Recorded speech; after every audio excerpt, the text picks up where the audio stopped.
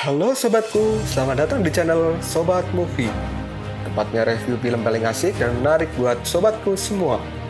Yang baru gabung, silahkan klik tombol subscribe ya dan nyalakan loncengnya, supaya kalian tidak ketinggalan film-film seru yang Mimin upload. Oke, gak usah berlama-lama lagi, langsung aja kita ke reviewnya. Gasken sob.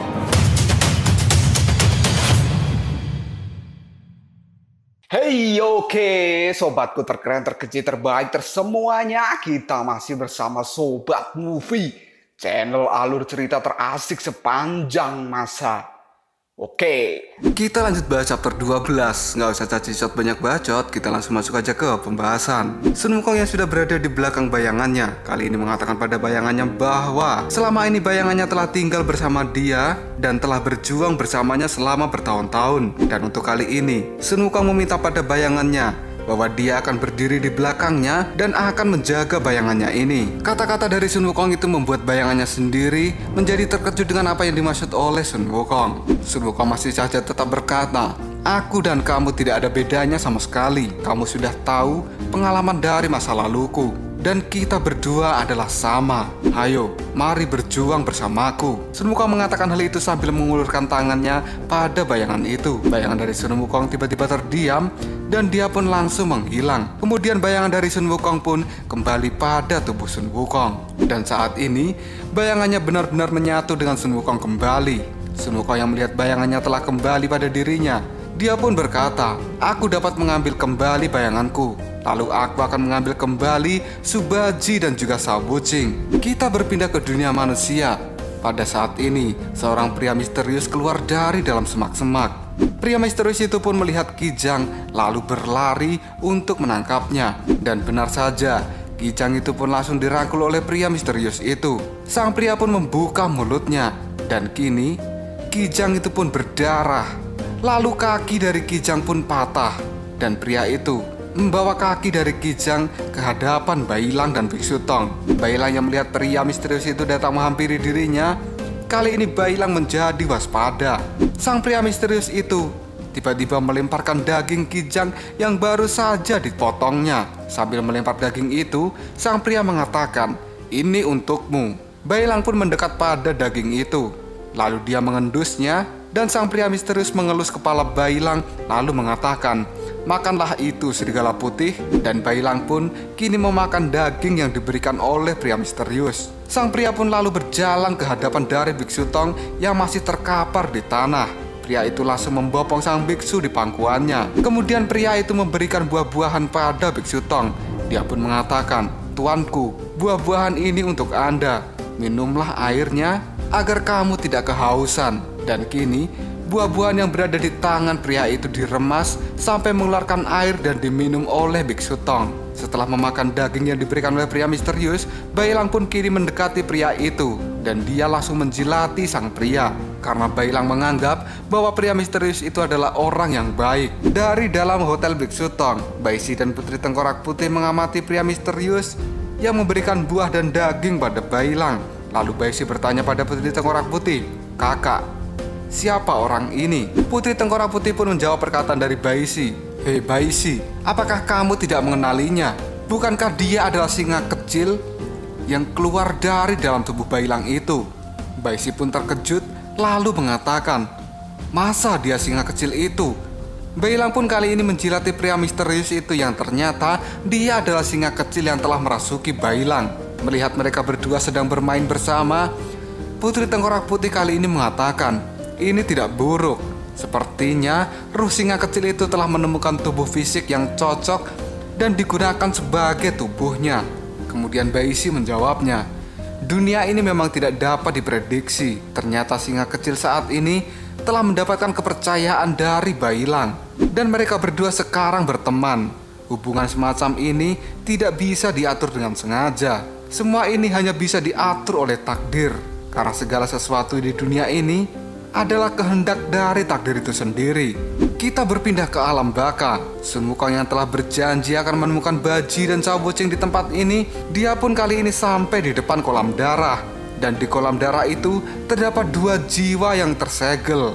Dan terlihatlah penjaga dari kolam darah sedang membangun sebuah tembok dari kolam itu.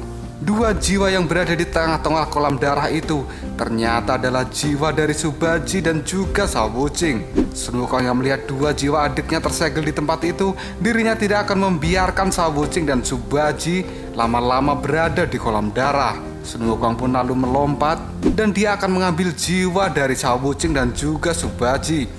Tapi tiba-tiba saja monster raksasa pun kini keluar, dan monster itu adalah cacing darah api penyucian yang merupakan makhluk penghuni dari kolam darah. Kali ini cacing itu pun membuka mulutnya dan siap memakan Sun Wukong. Tapi Sun Wukong menghalangi mulut dari cacing itu menggunakan tongkat rye-nya. Kemudian Sun Wukong mengatakan, "Cacing darah yang sangat jelek, mulutmu sangat besar.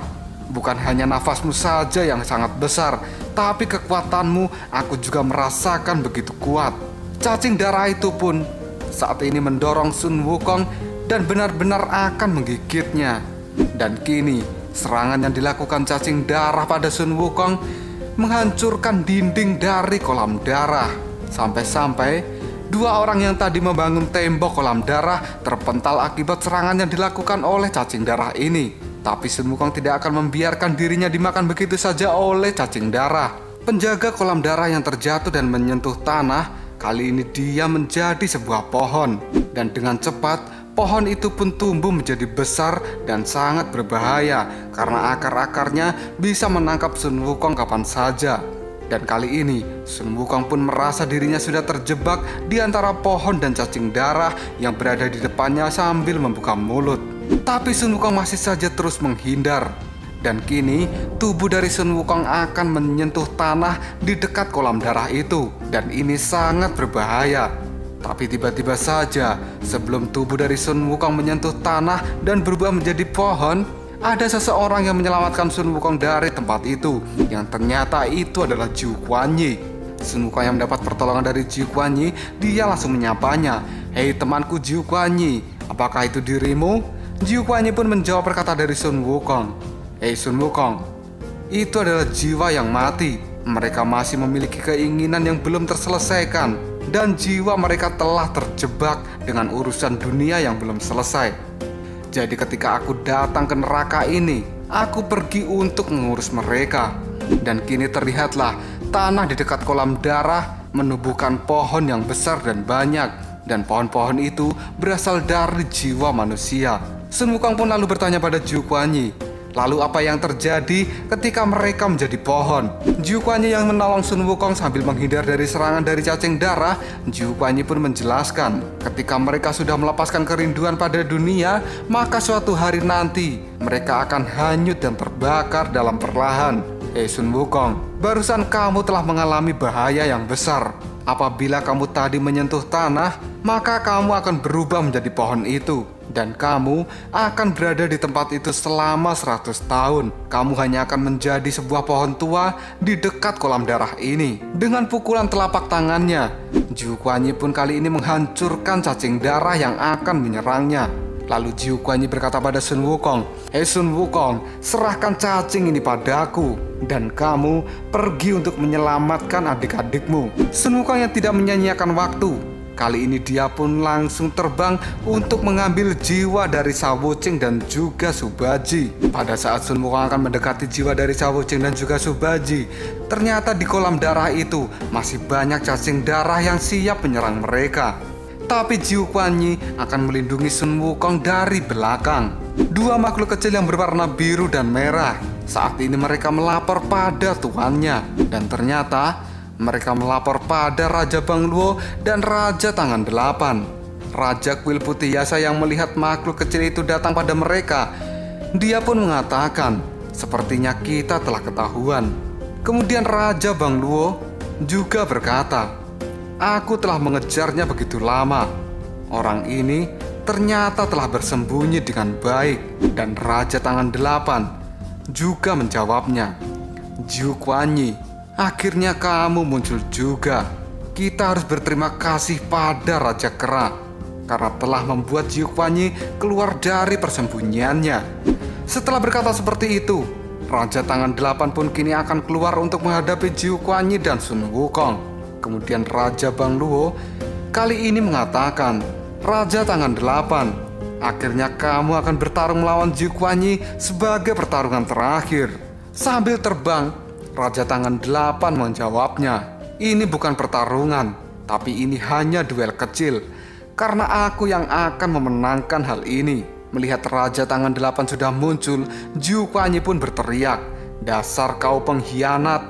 Aku akan membereskanmu dari alam baka ini. Dan kali ini Raja Tangan 8 sudah muncul di hadapan Zhu Kuanyi dengan menunggangi cacing darah.